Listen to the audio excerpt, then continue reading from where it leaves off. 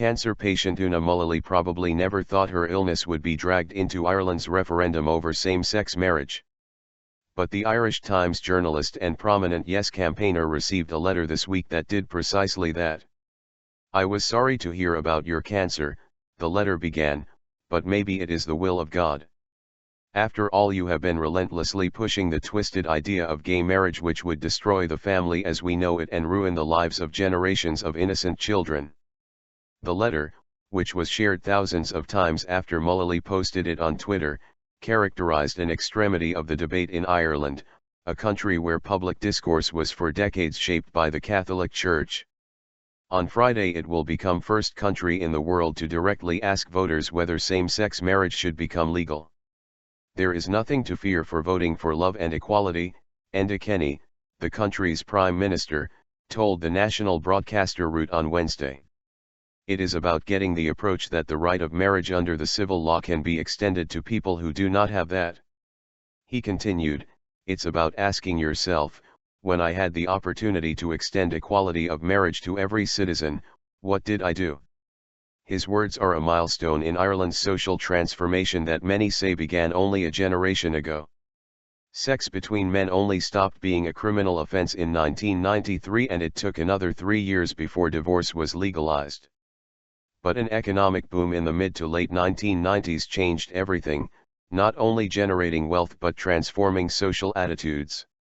Multiculturalism increased as Ireland became a destination for immigrants after decades, perhaps centuries, of emigration.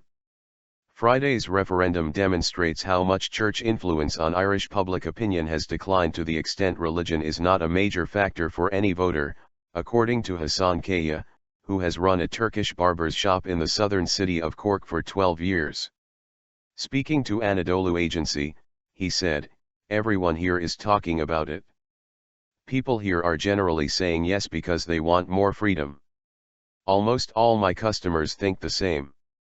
I have had 1 or 2 people in the shop who think negatively, and they said it was because it would affect families and children, not because of religion." That reflects the tone of the No campaign, which has shied away the extremities seen in the letter sent to Una Mullally. Indeed, the campaign has barely referred to Catholic teachings at all. "There is more here to this proposal than simply equality," said Brendan Leahy, a Catholic bishop based in Limerick in the country's southwest, speaking to the BBC's Newsnight programme on Wednesday night. "Will we in public be allowed to speak in the future about marriage being a relationship between a man and a woman? What will we be teaching in our schools in the future? Will people be able to voice their conscience, their genuine belief that marriage is between a man and a woman?" The No campaign is structured around retaining the traditional family unit. One poster argues children deserve a mother and a father. Another points to civil partnerships, which already recognize same-sex unions in law, as the reason why marriage should not be redefined. The referendum is happening because the government wants to amend the definition of marriage in Ireland's constitution. The public must be consulted on any constitutional change and ballots happen fairly often. Friday's vote will be the 7th referendum in the last decade. There will be more than one question this year as voters are asked whether they want to allow people aged under 35 to run for president, but it is same-sex marriage that has dominated this year's referendum campaign. Opinion polls indicate a strong lead for the yes vote, albeit a narrowing one as undecided voters make up their minds. Evangelical Christian communities claim there could be an upset as it rallies dozens of churches set up by African and Eastern European immigrants, whose socially conservative views could sway the result. And Paddy Monaghan, a lay Catholic leader in Dublin, told The Guardian there were many shy no voters who were not expressing their view publicly. He said migrants would be a bit more nervous about expressing their true opinions, but when it comes to voting they will get out there and vote no. That is one important reason why I think that the opinion polls have underestimated the support for no.